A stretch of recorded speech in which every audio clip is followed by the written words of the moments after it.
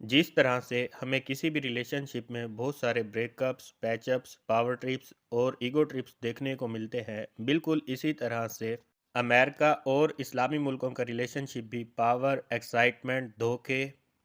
पैचअप्स और ब्रेकअप से भरा हुआ है।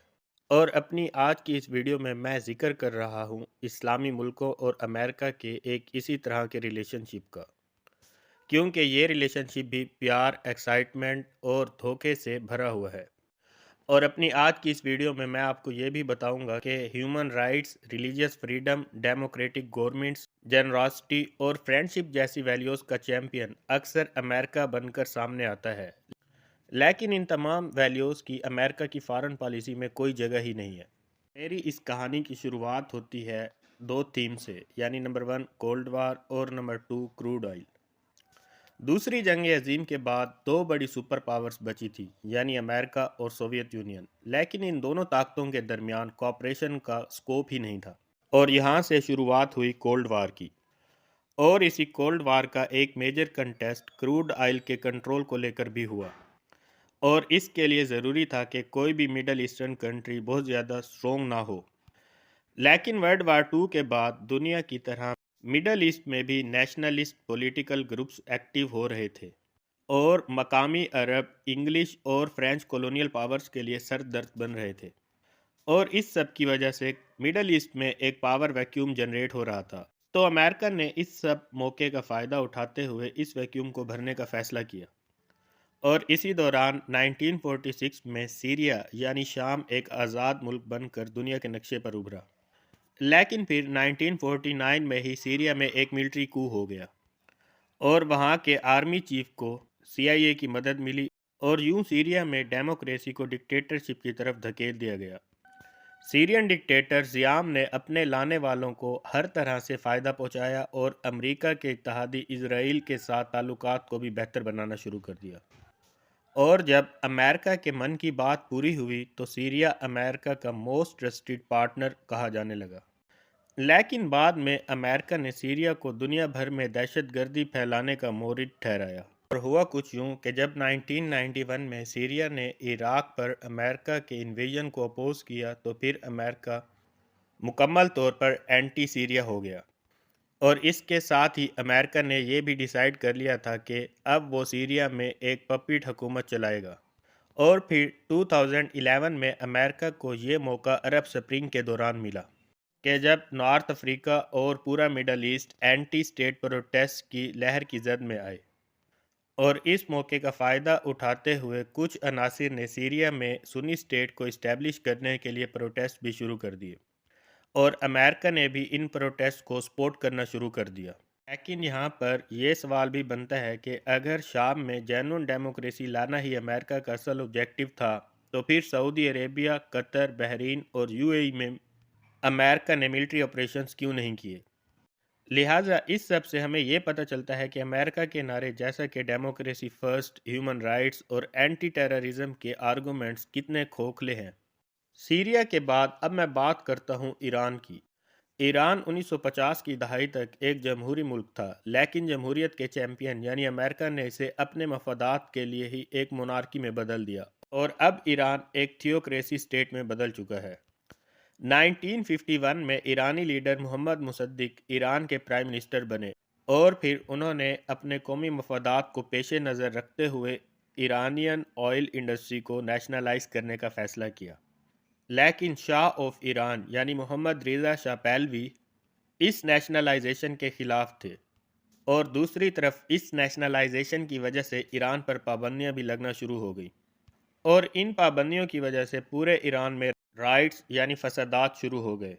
और शाह ऑफ ईरान ने मोहम्मद मुसद्दिक से इस्तीफ़े का मुतालबा कर दिया। लेकिन मुसद्दिक ने इस मुतालबे को ठुकरा दिया, और फिर 1952 में CIA और MI6 ने एक सीक्रेट ऑपरेशन करके मुसद्दिक की हुकूमत को गिरा दिया, और फिर अमेरिका के हामी शाह को हुकूमत में लाया गया। और यूं काफ़ी अरसे तक ईरान अमेरिका का करीबी साथी भी बना रहा। और अमेरिका, जो कि आज ईरान के न्यूक्लियर प्रोग्राम का सबसे बड़ा मुखालिफ है, इसी ने ही ईरान को न्यूक्लियर रिएक्टर्स और न्यूक्लियर फ्यूल देकर ईरान के न्यूक्लियर प्रोग्राम की बुनियाद रखी थी। لیکن پھر 1979 کے انقلاب نے سارا کھیل ہی پلٹ دیا، کیونکہ اس انقلاب کے بعد ایران اور امریکہ کے ڈپلومیٹک ریلیشنز ہی ختم ہو گئے، اور آج کل پاکستان اور سوئٹزرلینڈ کے تھرو ایران اور امریکہ ایک دوسرے سے بات چیت یا کمیونیکیٹ کرتے ہیں۔ اور ایران کے بعد اب میں بات کروں گا ایجپٹ یعنی مصر کی۔ سوئس کینال کرائسس کے دوران امریکہ نے اپنے ہی پارٹنر یعنی برطانیہ کو بھی نہ بخشا، اور یوں امریکہ مڈل ایسٹ کی واحد سپر پاور بن کے ابھرا۔ دراصل سوئس کینال ایجپٹ کا ایک آرٹیفیشل واٹر وے ہے کہ جو میڈیٹرینین اور انڈین اوشن کو آپس میں جوڑتا ہے، اور ماضی میں یہ راستہ یورپ اور امریکہ تک مڈل ایسٹرن آئل کو پہنچانے کے لیے کافی زیادہ کروشل تھا۔ 1950 کی دہائی میں ایجپٹ کے لیڈر عبد النصیر تھے، اور 1954 میں عبد النصیر نے امریکن ملٹری ایڈ کو ایکسیپٹ کیا، لیکن اس ایڈ کے بدلے میں ایجپٹ کو اپنے بزنسز اور پولیٹکس میں امریکن انٹرفیرنس کو برداشت کرنا پڑا، اور جلد ہی ایجپٹ اس سب سے تنگ آ گیا۔ تو عبد النصیر نے 1955 میں سوویت یونین کے ساتھ ایک آرمز ڈیل کر لی، اور اس آرم ڈیل کو امریکہ اپنے لیے خطرہ سمجھنے لگا، اور اسی دوران 26 جولائی 1956 کو نصیر نے سوئس کینال کو بھی نیشنلائز کر دیا، اور پھر 29 اکتوبر 1956 کے دن اسرائیل نے ایجپٹ پر حملہ کر دیا، اور اسرائیل کے پیچھے پیچھے آئے یو کے اور فرانس، اور اس انویژن کا مقصد بالکل واضح تھا، اور وہ مقصد تھا سوئس کینال کا کنٹرول ویسٹرن پاورز کو واپس دلانا، اور اس کے ساتھ ہی ایجپشین پریزیڈنٹ عبد النصیر کو حکومت سے ہٹانا۔ لیکن پھر یہاں پر انٹری ہوئی امریکہ کی، اور پھر امریکہ، سوویت یونین اور اقوام متحدہ نے مل کر پولیٹیکل پریشر بنایا، اور اس پولیٹیکل پریشر کی وجہ سے انویڈرز یعنی اسرائیل، یو کے اور فرانس کو واپس مڑنا پڑا، اور عالمی منظر نامے پر برطانیہ اور فرانس کی ایسی پسپائی پہلے کبھی بھی نہیں ہوئی تھی۔ لیکن امریکہ کی وجہ سے ان دونوں بڑی طاقتوں کو بھی پیچھے ہٹنا پڑا، کیونکہ یہاں پر امریکہ کا مقصد اپنے پپیٹ جمال عبد النصیر کی حکومت کو بچانا تھا۔ اب میں آپ کو بتاتا ہوں کہ کس طرح سے عراق امریکہ کا اعلیٰ کار بنا رہا۔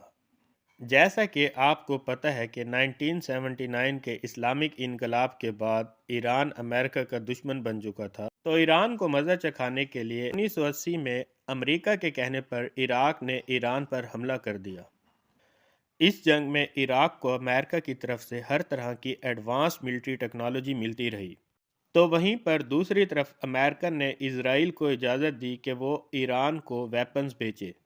یعنی دونوں طرف سے امریکہ کے ہی اکنامک اور جیو پولیٹیکل انٹرسٹ پورے ہو رہے تھے، اور اس طرح سے امریکہ نے عراق اور ایران کی آپسی لڑائی سے خوب فائدہ اٹھایا۔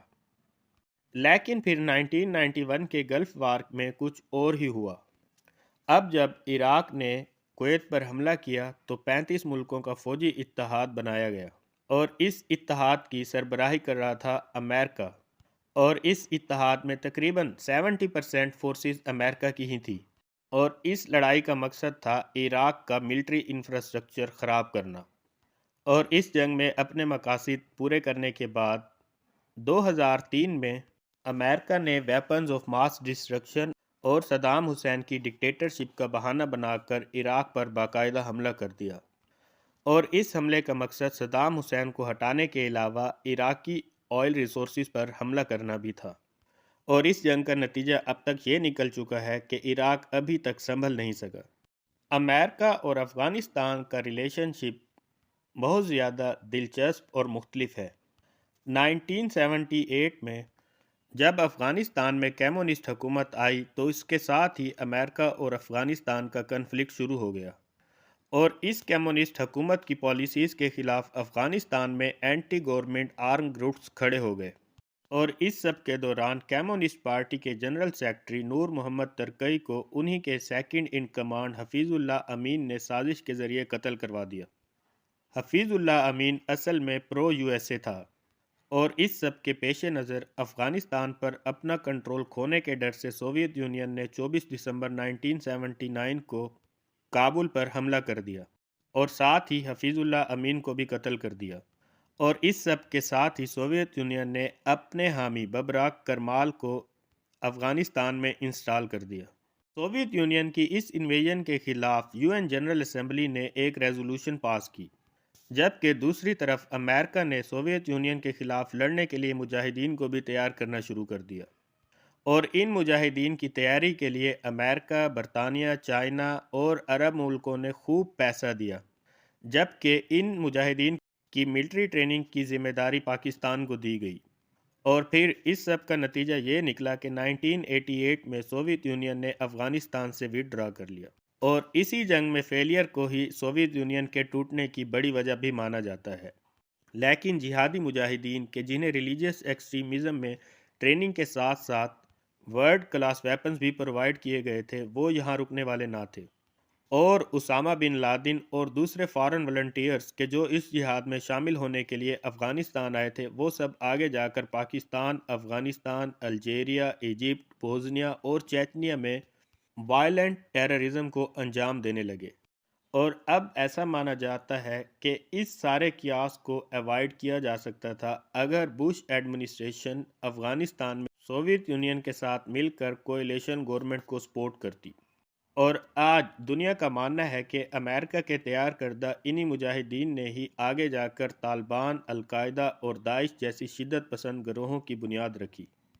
اور یوں انہی مجاہدین نے دنیا بھر میں ٹیررزم بھی پھیلایا۔ اگر بات ہو امریکہ اور اسلامی ملکوں کے ریلیشن شپ کی اور سعودی عرب کا ذکر نہ ہو تو یہ ہو ہی نہیں سکتا۔ میڈل ایسٹ میں امریکہ اور سعودی عرب کے ریلیشن شپس سب سے زیادہ سٹیبل اور سٹرونگ ہے، کیونکہ سعودی عربیہ 1930 کی دہائی سے ہی USA کا اسٹریٹجک الائی رہا ہے، اور اس سٹرونگ ریلیشن شپ کے پیچھے سب سے سٹرونگ ریزن امریکہ کا سعودی شاہی خاندان کے لیے انکنڈیشنل ملٹری ایڈ دینا ہے، اور اس انکنڈیشنل ملٹری ایڈ کے بدلے سعودی عرب امریکہ کو سستا اور باقی دنیا کو امریکی کرنسی یعنی ڈالرز میں تیل بیچتا ہے۔ اور صرف یہی نہیں بلکہ سعودی عرب امریکہ کو اس کی فارن پالیسی میں بھی انکنڈیشنل سپورٹ پرووائڈ کرتا ہے۔ کولڈ وار میں کمیونسٹ کے خلاف دونوں نیشنز ہمیشہ ایک دوسرے کے ساتھ کھڑی رہی،